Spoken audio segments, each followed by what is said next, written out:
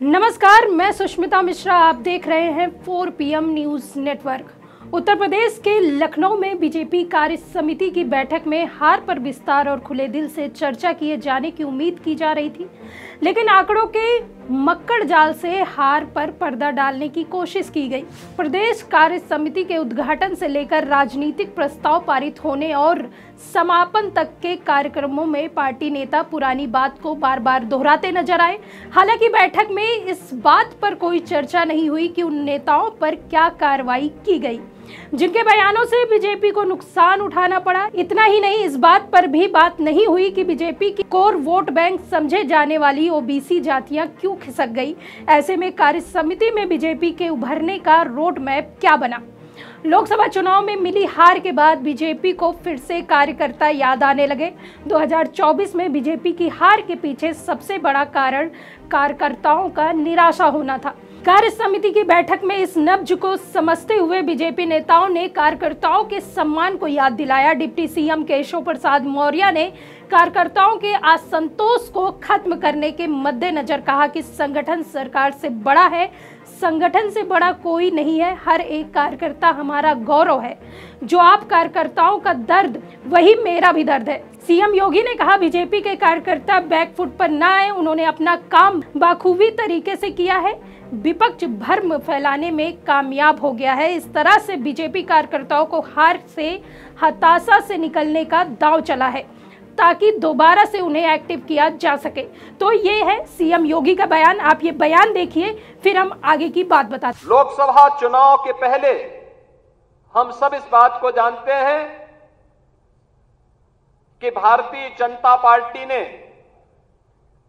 प्रधानमंत्री मोदी जी के नेतृत्व में उत्तर प्रदेश में 2014, 2017, 2019 और 2022 में भारी सफलता प्राप्त करते हुए विपक्ष को उसकी वास्तविक स्थिति तक पहुंचाने का कार्य किया था और लगातार उस पर दबाव बनाए रखा था।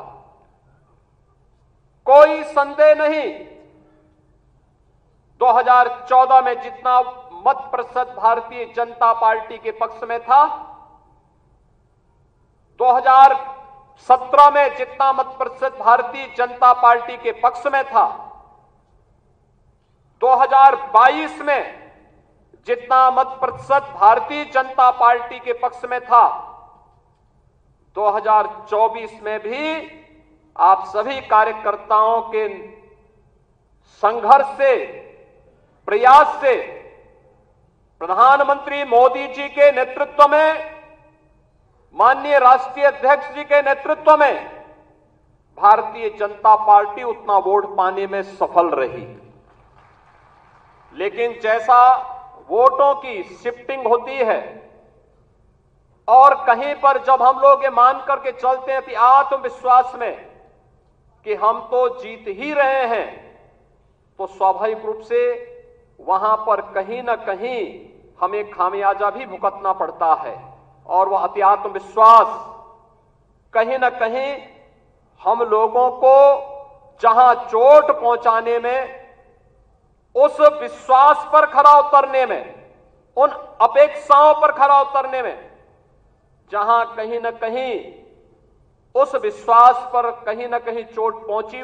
तो योगी जी के इस बयान से साफ जाहिर होता है कहीं ना कहीं उनको नाराजगी है। इसी वजह से वो जेपी नड्डा के सामने ये सारी बातें बोल गए। हालांकि इसमें केंद्रीय गृह मंत्री अमित शाह नहीं मौजूद थे, जिसके बारे में माना जाता है कि पार्टी के अहम फैसलों में उनकी प्रमुख भूमिका होती है।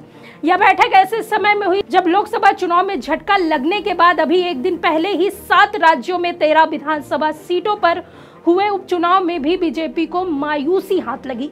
उपचुनाव में 10 सीटों पर इंडिया गठबंधन और 2 पर बीजेपी की जीत हुई। 1 सीट निर्दलीय खाते में आई। पिछले कुछ दिनों से कानून व्यवस्था को लेकर भी सरकार जूझती हुई दिख रही है और विपक्ष जोर शोर से योगी सरकार को हर छोटे बड़े मुद्दे पर घेर रहा है। आने वाले समय में उत्तर प्रदेश की 10 विधानसभा सीटों पर उपचुनाव होने वाला है। उपचुनाव में जीत को राजनीतिक पंडित इंडिया गठबंधन की नैतिक जीत मान रहे हैं। शायद इसलिए इस बैठक में बीजेपी के राष्ट्रीय अध्यक्ष जेपी नड्डा समेत सभी नेताओं ने अपने भाषणों में कार्यकर्ताओं का मनोबल बढ़ाने और जोश भरने की पूरी कोशिश की। लोकसभा 2024 में बीजेपी को सबसे अधिक झटका उत्तर प्रदेश में लगा, जहां उनकी सीटें 62 से घटकर सीधे 33 हो गई। बीजेपी जो 2019 के लोकसभा चुनाव में पूर्ण बहुमत से भी अधिक 303 सीटें मिली थी, जिसका बहुत बड़ा श्रेय उत्तर प्रदेश को दिया गया, लेकिन इस बार बीजेपी का यह आंकड़ा 240 पर अटक गया और इसका भी कारण यूपी में पार्टी के प्रदर्शन को दिया जा रहा है। यही वजह है कि मोदी की अगुवाई में बीजेपी को नीतीश कुमार की जेडीयू 12 सीटें और चंद्रबाबू नायडू की टीडीपी 16 सीटों के सहारे सरकार बनाना पड़ा। यूपी में बीजेपी की लचर प्रदर्शन के बाद से ही योगी आदित्यनाथ के भविष्य पर अटकलें भी शुरू हो गई थी। हालांकि इन अटकलों को हवा दी दिल्ली के मुख्यमंत्री अरविंद केजरीवाल ने। उन्होंने बीते दिनों में यह दावा किया था, लोकसभा जीतने के तुरंत बाद बीजेपी यूपी में योगी आदित्यनाथ को मुख्यमंत्री पद से हटा देगी। लोकसभा चुनाव में प्रचार के लिए आम आदमी पार्टी के राष्ट्रीय संयोजक अरविंद केजरीवाल को 21 दिनों की अंतरिम जमानत मिली थी। उन्होंने बाहर आते ही सबसे पहले योगी आदित्यनाथ के भविष्य को लेकर बयान दिया था। इसे लेकर राजनीतिक विवाद भी हुआ था। बीजेपी की ओर से सफाई भी आई थी, लेकिन जब लोकसभा चुनाव में यूपी में बीजेपी करीब आधे पर आ गई तो योगी के भविष्य पर लगाई जा रही अटकलें राजनीतिक रूप से सच मानी जाने लगी। प्रदेश में कानून व्यवस्था को विपक्ष योगी सरकार पहले से अधिक हमलावर है, चाहे अयोध्या से बारिश के कारण रामपथ के धंसने का मामला हो या हाथरस सत्संग भगदड़ में 120 से अधिक लोगों के मारे जाने का मामला हो। आपको बता दें, 2024 के लोकसभा चुनाव में विपक्ष के संविधान बदलने और आरक्षण समाप्त करने वाले नैरेटिव के चलते बीजेपी को सफलता नहीं मिली। ऐसे में बीजेपी अब फिर से दलितों को जोड़ने की कवायद कर चुकी है, क्योंकि लोकसभा चुनाव में बसपा का दलित वोट बैंक खिसक कर सपा और कांग्रेस के पाले में चला गया। अब बीजेपी फिर से दलित वोटों पर फोकस करने का प्लान बनाया है। इसकी शुरुआत कार्य समिति की बैठक का आगाज जेपी नड्डा ने भीमराव अंबेडकर की प्रतिमा पर अर्पित करके दलित समुदाय को सियासी संदेश दिया है। तो ये पूरा मामला था यूपी की सियासत पर, लेकिन सबसे बड़ी घटना ये है, क्या वास्तव में योगी आदित्यनाथ को हटाया जा सकता है? क्योंकि हर तरफ ये चर्चा हो रही है और ये चर्चा अहम भी मानी जा रही है। फिलहाल इस वीडियो के बारे में आप क्या सोचते हैं, कमेंट करके जरूर बताइए। तब तक के लिए देखते रहिए 4 PM न्यूज़ नेटवर्क। मैं सुष्मिता, नमस्कार।